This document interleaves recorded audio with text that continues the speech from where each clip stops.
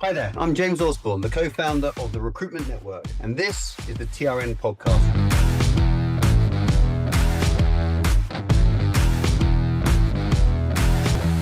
Every week, we unpack the strategies, the technologies, the processes and mindsets fueling today's top-performing recruitment agencies. We take a look behind the scenes of some great recruitment businesses. We listen to the real-life stories of those who have built those businesses, and we learn from some of the industry's greatest thought leaders to help you become both future fit and future relevant. So let's begin with this next episode of the TRM Podcast. We're talking about a subject I'm very passionate about, I'll be honest with you. Being a salesman through and through. Marketing is a big part of the process. I've always got an issue with the fact that marketing and sales are two separate things in companies. I was sitting in a board meeting a couple of weeks ago, I won't say who they were, and I had a meeting in the morning with the marketing person. I had a meeting in the afternoon with the commercial director, who both have built fantastic plans for the new year, but neither of them have seen either each other's plans. So you've got marketing not talking to sales and sales not talking to marketing. Just doesn't really make much sense to me. So hopefully we can try and break that barrier down a little bit today with some of the things we're going to talk about. We've got three different people joining us today. I'm really grateful for their time as always. We've got Josie Hughes, who's the culture and brand storyteller from Data Exec and head of marketing for Highfield. So Josie, hi, how are you doing? Very good, thank you. Thank you for having me. Pleasure, thank you. And you are a marketeer, so we can we can really pull your head apart, which is great. We've also got Daniel Evans, who's the founder of Flair Marketing, one of the TRM partners. Again, another marketeer, who's very much involved in acting as a sort of fractional CMO and providing marketing support services to the industry. So, Daniel, how are you? Thanks for joining us. Where are you today? Where are you based? Yeah, I am in Ruislip today. The joys of working from home. I love the fact you had to think about that as well. You didn't know where you live. Yeah. He was trying to come up with a marketing spiel for Ruislip, was failing yesterday. So, okay, cool stuff. And then finally, we've got David Taylor, someone I've known for many years, who runs a fantastic business called First Point Group. He's co-founder there and group managing director, global international business. So, David, thanks for joining us. And how are things with you? Yeah, very cold, a bit snowy here in Thames Ditton. As you'll get from today, Dave is one of the grumpiest people you'll ever meet. So that will come across as we go through this. No, I'm joking, don't worry. All right, good stuff. So let's get into it then. So Josie, I'm going to kick off with you. A sort of an open question, I suppose. If you just give me your sort of snapshot, you've been in marketing for a while. How has marketing changed, do you think, over the years? Because I see marketing as a very different play today than maybe it was 20 years ago, 25 years ago. Obviously, we're more online now and everything else. Just give us, if you were to summarize the sort of the journey of marketing over the last 10, 15 years, in particular recruitment sector, what does it look like to you? So different. I was literally talking about this yesterday, actually, with someone. So I think back to the different types of teams we had, and we were talking about how job boards came on and everyone was so panicky about job boards. And at the time we got like a team of 6 to 8 people who would literally sit and scrape job boards. So it had like such a different kind of focus over the years. But I would say we've gone through kind of cyclical things of having real experts in the team. So I would have like an SEO expert, a digital expert, social media. So then kind of going back to more generalists. I think we've ridden those waves quite a few times over the years. But I think now the main change obviously is things like AI. And the fact that, you know, at one point I had 3 graphic designers, which seems nuts now when you've got things like Canva and tools that make your jobs easier.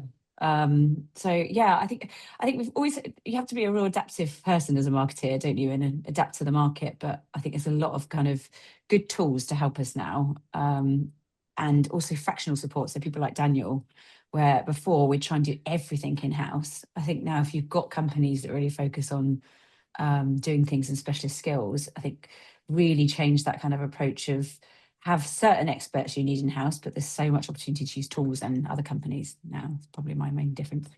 No, absolutely. And Daniel, I'll pick on you. Obviously you work with lots and lots of different recruitment organizations, lots of marketing people and probably recruitment organizations without marketing functions for that matter as well. Yeah. What would you say are some of the biggest mistakes typically that a recruitment company makes when it comes to marketing? Yeah, lots.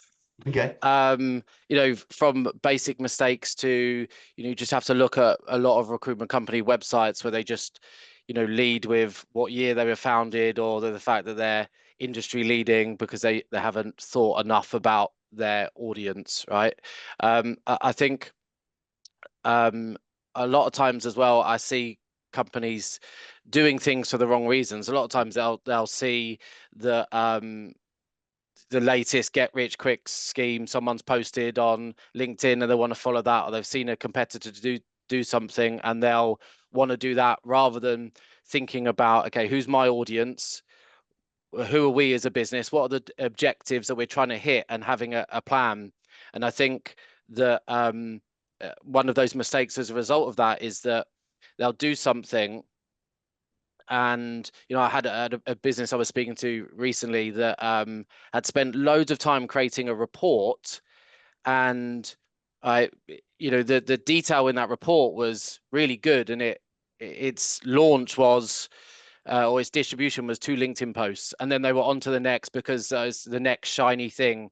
I think doing things and being thorough and consistent and not getting distracted by a million different things that actually do less but better is a massive mistake I see of companies of all sizes, really. And it's a mistake I probably made, as a marketer myself too. Yeah, so being more targeted with that stuff. And I think a lot of stuff does start with the ICP. Who is your ideal customer profile? David, as you know, I'm a massive fan on measuring everything, and one of the challenges I've always had, and I'm going to say this to you before I talk to the other two about it, is sort of measuring the return on investment in marketing, because how much of it is noise, how much of it is actually hitting the bottom line? What are your how do you measure marketing within your business and the benefit of it? Our marketer is called Sean, who's our head of marketing. We also have one person in China as well. So when Sean came into the business, the mission I gave him on day one is you are generating money. Your department generates cash, and we need to prove at all times that you are generating cash. I said otherwise, recruitment is cyclical. When we hit a downturn, marketing is the first department that people look at to let go. So we need to be able to consistently always prove that you are generating more than you are taking out of the business. That is your mindset. And after that, every single deal that we do is tracked back to original source of CV, applicant source of CV, and then an attributable value is put on that over the life cycle of the contract or of the actual deal, so that we can track that all the way through. And the same with any tech that we spend on as well. So we're able to see what we spent on LinkedIn, how much that gives us back. And then we have targets of ROI based on each one of those things. If something's not working, for example, Sourcewell didn't work for us. It didn't give us the ROI that we wanted. So we tried it, we let it go. Other things have come in and worked well. Odrose works really well for us in the CV formatter, making us faster, for example. So we look for small things that we can add on that can give us more value.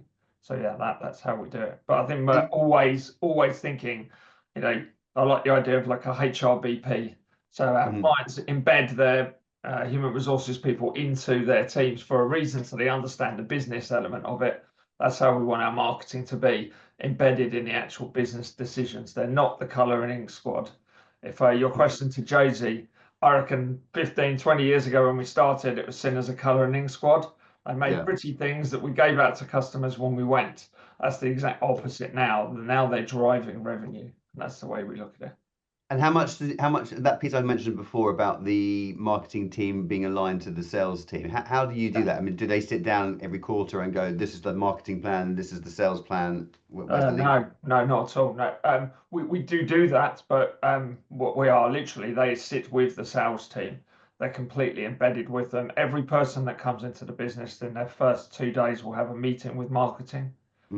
So marketing team can understand their market, what they're going for, who their customers were, what they're trying to achieve. And then really we have a sales meeting every week with every team around the world. And then Sean is involved in those meetings as well, understanding actually what's going on in the business. So for example, this morning we had a data center one. Sean's in there listening to what we're bringing in, which area of the world, what piece of candidates particularly sought after at the moment, where we can take them from, and then he'll go off and have other meetings on the back of those meetings. Excellent. That's really I see Sean as a salesperson, really, and I see our salespeople as marketeers. There's absolutely no difference between the two these days. Good, excellent. And well, I think that's quite unique, if I'm honest with you. So I'm glad I know you are doing that, but I'm glad you are, because a lot of people don't do that, which is the issue, I think, and they become two separate things.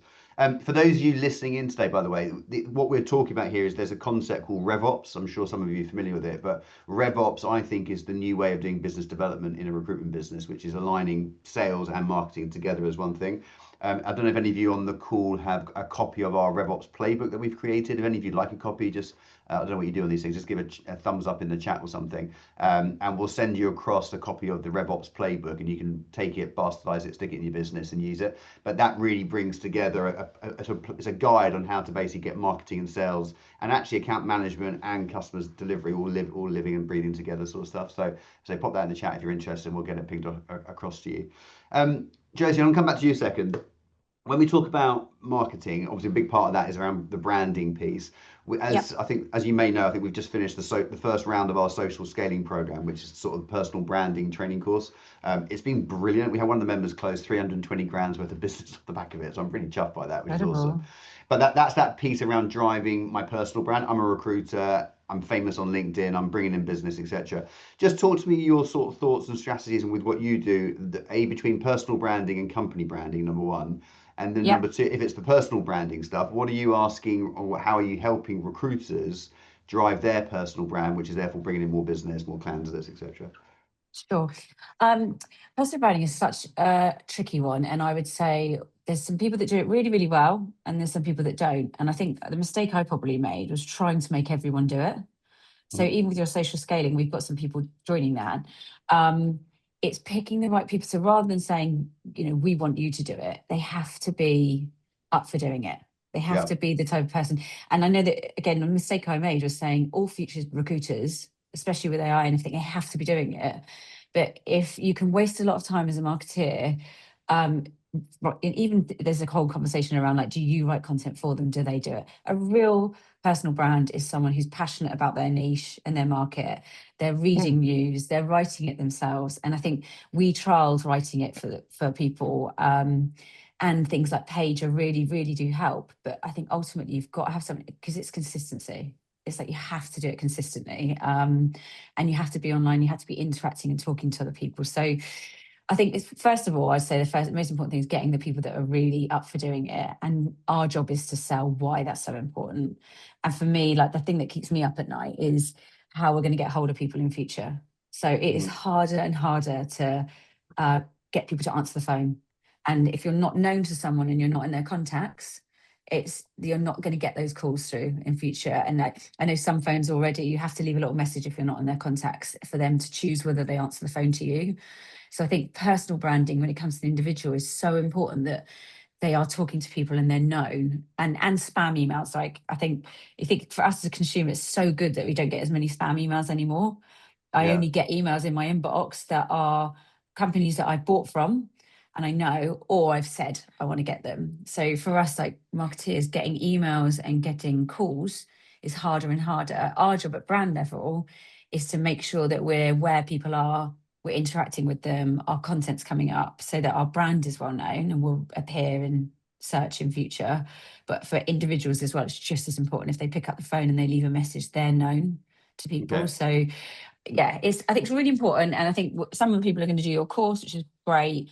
We're lucky we've got Andy Davis, who obviously is a really good example of someone who's done an amazing job of his personal profile. So he does a course with people internally. But we've all come to that conclusion. You've got to do a good job of selling why, but then you've got to have the individual that wants to do it. And you've touched on a really interesting point. I'm going to explore this with you guys now, because it's something I'm really trying to get my head around. I think I've got my head around it, but I'll be interested in your opinion on this. You talked about who's creating the content.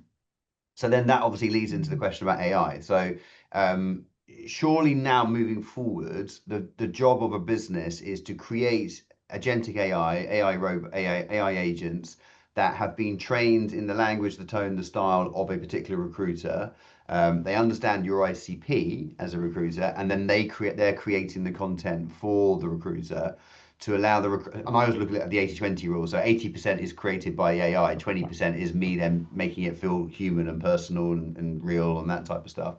I'm interested for both of you, Daniel and Josie, what are your sort of thoughts about AI coming in to do 80% of the heavy lifting for a recruiter when it comes to content creation and et cetera, et cetera? You go, Daniel. Yeah, I probably I think that it's massively important. I just did a session yesterday with a company, because what we're trying to do is we want more people, as Josie was saying, not everybody, personal brands, not comfortable for everybody, but I want to make sure that I have less people just looking at a blank screen, right? And I probably, for me, it's more about 70-30. I want about 30% of it, to be human. But it's about giving the tools and understanding all of the different ways, all the different content. With a company I was doing it yesterday, we had about 100 different things that they could possibly post about. And we've got people that aren't posting because they're saying that they don't know what to post about. And then how do they use AI to create that content and get it, like you said, about 70% of the way? And then how can they use their own experiences or conversations they've had recently? Because loads of this is living in their note taker as well, right? So obviously how they take it from their note takers into something and then personalize it, that's where I see like marketing's role now. And even 4 or 5 years ago, my role of trying to help people with their personal brand was trying to write generic stuff for people, was trying to do that. And now AI can do a lot of that job, but I still want people doing about 30% themselves to make it personal. Yeah, well, and I think that's the rule, isn't it? I mean, so where the market went wrong is like everybody suddenly got ChatGPT, started writing content, copying and pasting it, stuck it on there. It's all got the M dashes, which you can now remove, by the way, from your agents, just so you know. So it had all the M dashes. It had the classic 3 adjectives with the comma, comma, comma type stuff. It was very obvious it was written by ChatGPT. So that bastardized the whole process. But then what now people are doing, they're going like, well, let's use it for 80% of the heavy lifting, produce the ideas, the content, the data, and everything else. I take all that and I can then just top and tail it and make it a real personalized post. I was just going to share, I don't know how many people on the call have built agent. In fact, let's just do a quick question, just in the chat. How many of you have actually built any form of marketing AI agents that are doing stuff for you from a marketing point of view? Just give us a yes if you have. Or a no, or whatever sort of stuff. It'd just be interesting to see, because so there's a bit of a blend actually so far. So obviously at the moment we're currently building AI agents for the members, doing lots of different sessions around this, and we have some really good successes on this. I'll just put in the chat if everyone's interested. I'll just put an example AI agent in here. If I just click on that. So in the chat, I've just put one in there for you. If you want, any of you want to click on that and have a look at it. And that actually came out of our social scaling program, which is the personal branding program, which is basically, here's an agent. You type in literally your market and your geography. So let's say fintech USA or whatever you want to do, or fintech Dallas, and it will create and not only map out your ICP for you, it'll also create a content plan for you as well, that you can build. Now obviously this is a generic one based on my LinkedIn profile, not yours, so it'll be different if you haven't trained it. But the principle works exactly the same sort of thing. So I'm sort of hoping people are starting to do a lot more of this type of stuff, which again allows us to do that sort of heavy lifting type of thing. So feel free, any of you got that by the way, feel free to save it into your GPTs and you can play with it later and adapt it into your markets, etc. David, what's your, I don't want to talk about AI, just AI today, I want to talk about marketing, but what's your general consensus around bringing in AI into the marketing team? Yeah, we definitely use it. I'd say we're probably about that 70-30. We would use it to help us map out a market, help us to get topics that are maybe relevant. That's in conjunction with what's coming out of our meetings and feeding into the marketing people. We would then use different ones for different things. And we literally had a thing yesterday where we were looking at the different answers between ChatGPT and different ones like Copilot, etc. Each one of them gave us slightly different flavors, and then we were taking the bits we liked out of that and then making something authentic on the back of that with our own data that was coming out. I think it's about also making it really relevant to your micro audiences as well. So sometimes it might be a bit generic. So it's taking that as a base and then saying, okay, well, we know what people we want to get. So let's super slim that down and make it just for that market with what we actually know and what we're hearing. And then it can be really powerful. We're completely and absolutely global. So we have multiple different markets. So there might be multiple different needs from different geographical areas, different ways to present it as well, different languages. So we're always, it helps us. That's what I'd say. It makes us faster. Yeah, so in theory, are you creating content and then using AI agents to then translate it into multiple languages and post it to different places and that sort of stuff? Are you literally building almost like a content machine here, agentic AI, to then make it effective No, for we're local not that areas? good. Is the Well, you honest should. answer. No. That was a I know. clue there. I know. I've actually wrote down build an agent. No, no, we're probably a bit more one step behind that, I'd say. Are we using AI to help us? Definitely. Have Yeah. we got it to the point where it's doing it itself? No. And I guess that's maybe the next stage. We're just looking at putting AI chatbots on our site, Yeah. websites, and they can interact in any language. So that's a step forward for us. So we're looking for just small practical ways we can put in AI. I guess we're a bit tech fearful at times, because so we'll kind of just pick out individual items that we can add on that add value, that make it easier for us. Odro was a really easy one there. The CV parser, which is really good. The AI parser there. Yeah. Rolling it out to everyone just meant that it's easier to parse a CV in multiple languages really quickly into the formats we want. And that's done really well for us. So we're now looking at Lido, which has the AI chatbots on it in multiple languages, and hopefully will enable customers to more quickly find the right area or the right answer for the individual areas that we're recruiting. And then our plan is to continuously look at small things that we can add on which are easy but add value quickly. Okay, make sure you put me in. I'll come over to the office and we'll Okay. come and do a session with the team about that piece around that Yeah. content piece. I think there's some Sounds play good. there. So, Okay. so I'll pass it back over to Josie now. So when we look at the top of the sales funnel, let's just focus on that, and let's say that's what marketing does, and it's not all marketing does. And by the way, I think it's really important for everyone on the call to remember marketing is not just about new customer acquisition. Think about many marketing or many recruitment companies don't seem to have a marketing plan for their existing customers, which I find a little bit incredulous. I would always start there first of all. So what's your marketing plan to get more out of your existing customers, to penetrate deeper and all that type of stuff? So if you haven't done that, think a little bit about that.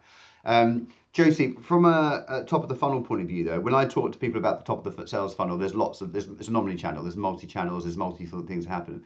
If we just take a step back, what are some of the things that are just working right now? So what are some of the channels, some of the strategies, some of the processes that are driving the biggest or the most qualified calls to action that you're seeing? I think you make a really good point about existing, and it probably depends on the niche that you're doing marketing to and how well established you are.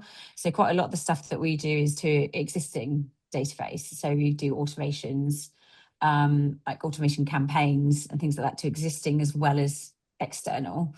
So you talk about existing. Again, we've just been reflecting this week. We spent a lot of time setting up automations, but almost like one-off automations. So we would do a campaign, and this is that whole sales and marketing together. We'd sit with someone, for example, like a consultant in nuclear, and say, like, who do you really want? What type of candidate? Tell me about them. Then we'd put together a campaign that targeted them. So this all sounds really good, like classic marketing stuff. Who's your ideal customer? And we did quite a lot of campaigns last year where we'd attract them, writing specific content that would attract them. And then we deliver all these leads. And then we got really frustrated when the sales weren't following up on them. And I had a real kind of light bulb moment of like, although we've sat with them and said it, it's not, we really hadn't qualified it enough. So we talk about marketing qualified and sales accepted leads. So we were doing loads of marketing leads, but not enough for being almost accepted by sales. So we took a bit of a step back and we're like, right, who do they really, really need? So then we went into absolute details, like what security clearance do they need? What is someone that if we could give them that, and went from this mindset of deliver 100 candidates that are ready, 100 leads, to like, even if you got 5 that had that security clearance, that were in that location, they would place them. So really moving it to think about actually filling jobs in the short term than that big long-term kind of fill your database top of the funnel. And I'd say that was quite successful, but we're almost doing a little pivot this year to going back to automation and really thinking about, and then there's been a few CRM conversations about this, but doing those kind of evergreen automations that just go and are generating kind of interest and updating CVs and things like that. So yeah, we've done a bit of a mix. Sometimes those real niche campaigns are great and they do drive immediate job fills. But I do think you need that kind of mix of fill specific jobs and keep feeding the top of the funnel. Yeah. The only other thing to mention is for us, if you want lots of leads, it is content. So that kind of proprietary content. So we do a massive salary survey in data centers. That always drives loads of leads. And again, for me, that's good on the one hand, but is it going to fill loads of jobs immediately? That's almost great for brand, great for putting us in front of people. We might make a couple of job fills off it. So I just think it's getting that mix of lots and then real niche campaigns to fill a job now. So we were talking with the group, the TRM members a couple of weeks ago, and we've helped them build this out using AI actually, which has been great, to sort of do the heavy lifting again. But they built out a salary survey dashboard report. So basically what they do now is they produce a load of data, which is 80% generic to their particular market, 20% specific to those particular clients. And on there is like latest salary surveys, latest information, engagement surveys, diversity mapping, all that type of stuff. Now what they do is they sell it as a subscription. So they charge it out at £500 or £1,000 per month to sign up to. And it means the companies that are buying it are almost basically buying the first 10%, 20% of the recruitment process without them even buying the recruitment process. The thing I love about that is actually that's a marketing generated revenue. So we could have marketeers now producing this content, distributing this content, selling it to customers, creating a recurring revenue model, 10, 20, 30 grand a month plus sort of thing. That becomes really interesting when you sort of think about it from a commercial point of view. So, and again, if any of you are interested, I'm happy to share some of the ideas that come off the back of that, because we've got a whole load of reporting on that and documentation around that. Daniel, how about you? Top of the funnel activities that seem to be getting the most traction at the moment, the stuff that's working, the stuff that you, I suppose, love to employ with your members or your customers because you know you're going to get a good ROI for them? Yeah, I think it reminds me that when I started at Hayes nearly 20 years ago, that I was kind of told that marketing's job was to give sales a reason to pick up the phone, and that's kind of stuck with me and is a key part of how I approach things now. And so things like podcasts, right, which sound like so overdone. I mean, I've got a company that I work with that he hates the term podcast. So he does video interviews with people that we put out as a podcast, but he's just happy as it's not called that. But that allows him to. We were doing some outbound emails to a really highly valuable target audience, and those outbound emails were just not hitting the mark, even though that we'd done loads of work to really define exactly what they'd be interested in. But as soon as we changed it to reaching out to those people to, invite them on to be a guest on these video interviews, then the doors opened, and we can turn those into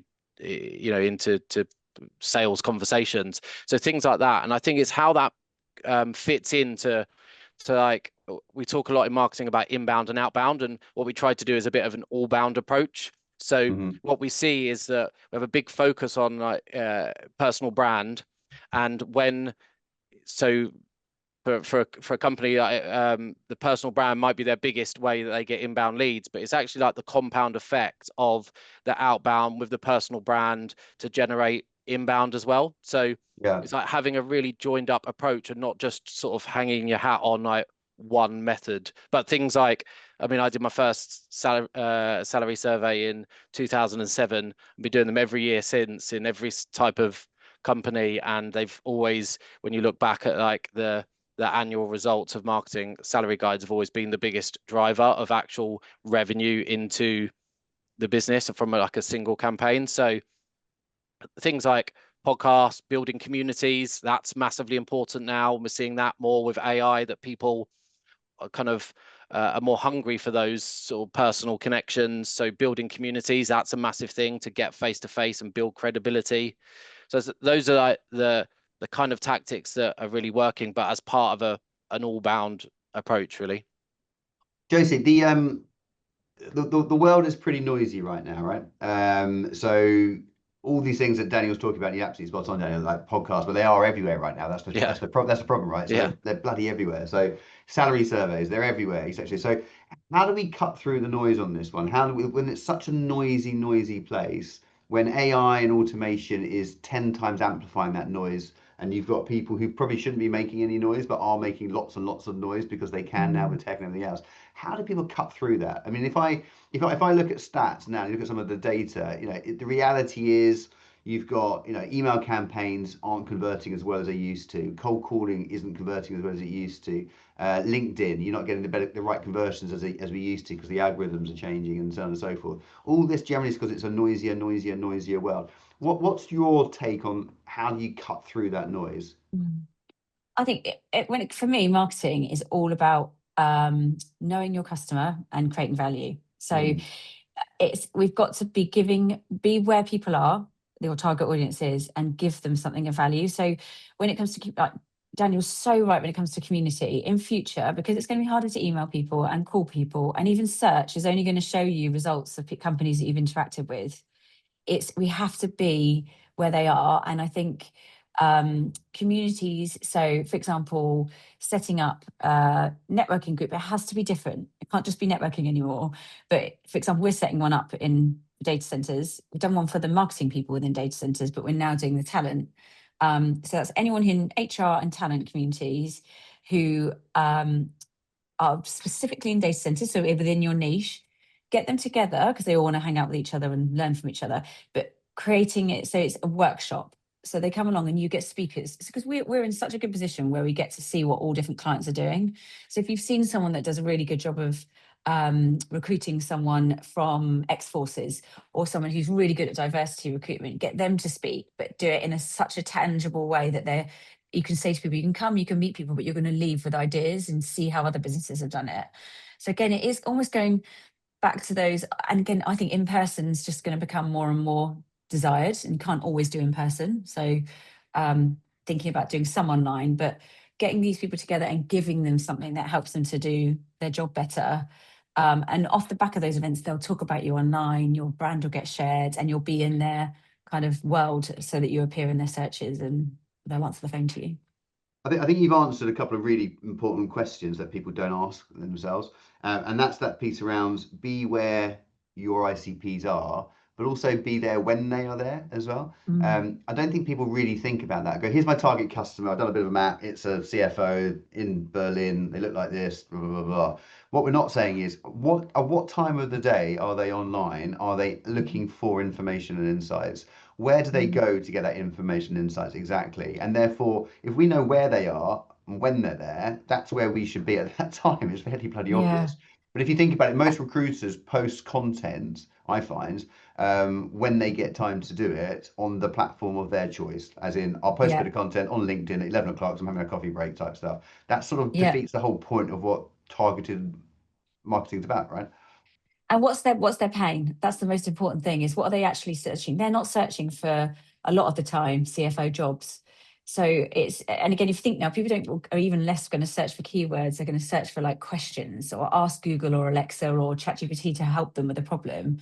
So what's their actual problem that actually recruiting someone will fix? So it's hard, right? In marketing, you recruit for loads of different job titles, but I think it's having a niche focus on your key customer, like you said, and like really understand and talking to them and asking what their pain is.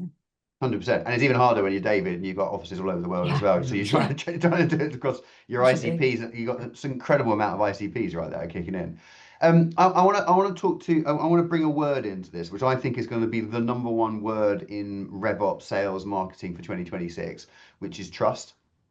I'm absolutely convinced it's the most important word when it comes to the sales process and recruitment process. And when I say that is, if I look at what we see online at the moment, the emails we receive, the calls we get, we just don't trust it anymore. My phone now, when a cold call comes through, my phone tells me it's already suspected spam, even without me asking it permission to do so. I look at pictures of David online, and he's sitting there with a six-pack on a beach. I know that's not him. Actually, it is. You know what I mean? But the reality is, a lot of the stuff we're seeing at the moment, we just don't believe anymore, because it's not fake news as such, but it's AI generated on this type of stuff, and anyone can create amazing stuff with Canva or Sora or anything else for that matter as well. So trust becomes really important. Have any of you on the call, and this is an open question to any of you, have any of you thought more about what your strategy is in 2026 to build more trust with your network, your communities, your candidates, and your clients? I'd like to know. We've done this all the way through. because we're a global, well, we started off in London and now we're global. Something we always did was wanted to be global, and we had to establish trust. And I think two ways we've really done it well is if we've used the awards that we've won over the last 20 years. So that's been quite a big one for us.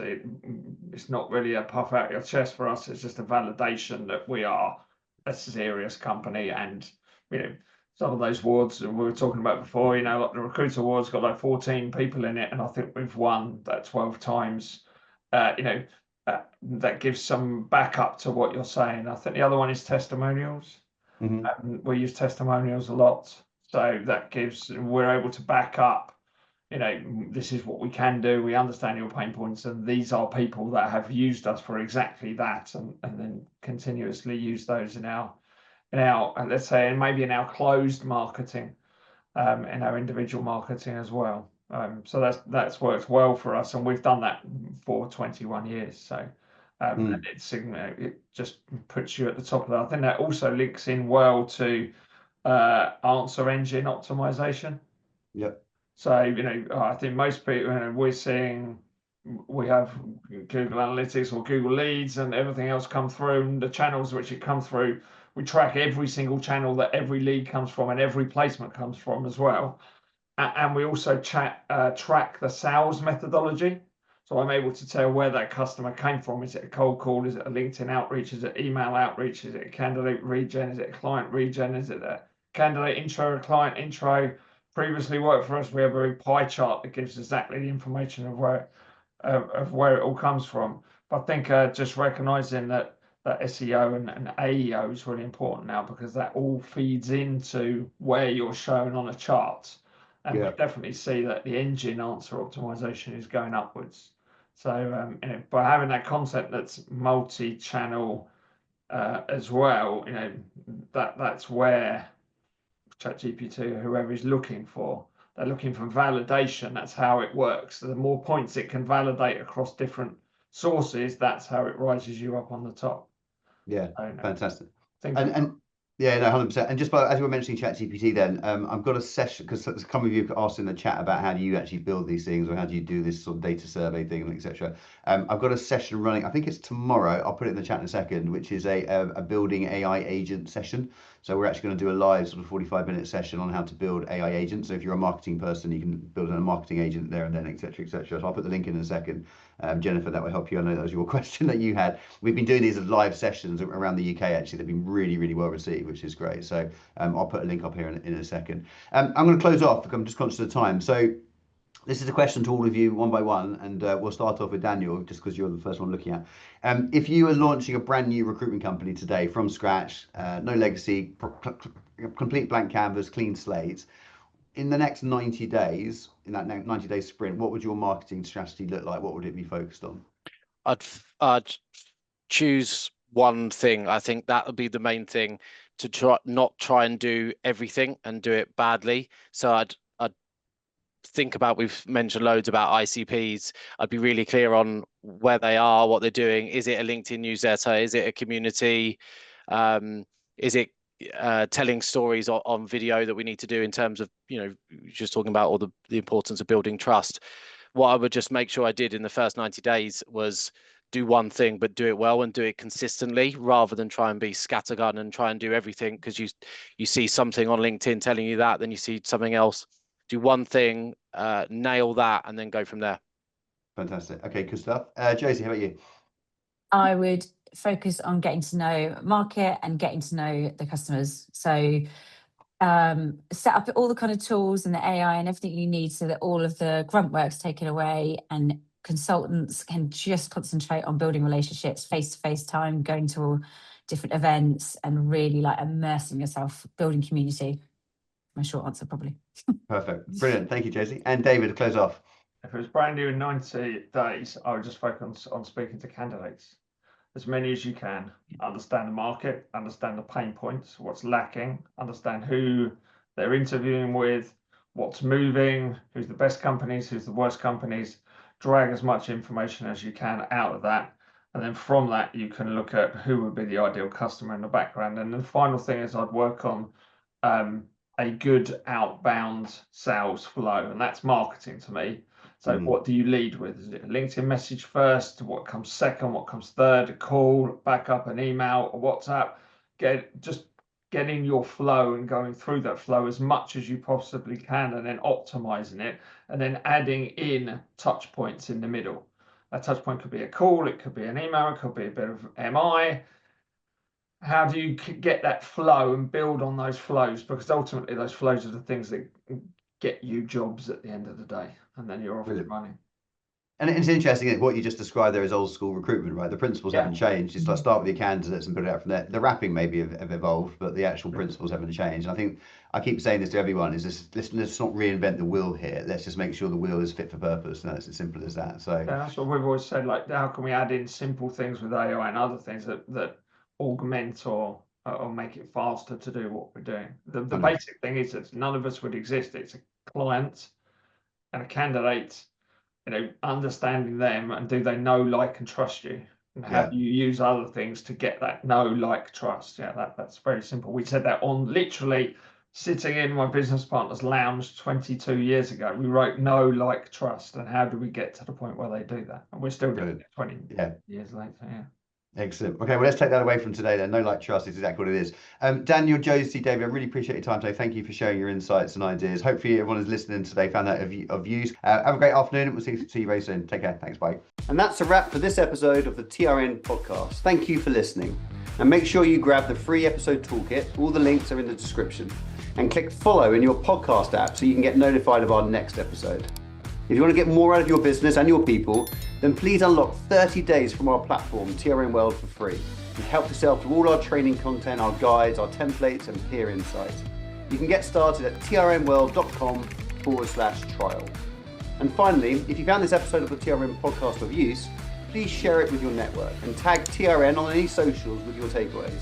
Otherwise, message us directly if we can help in any way. We do reply to every question. Otherwise, we'll see you next week on the next TRN podcast.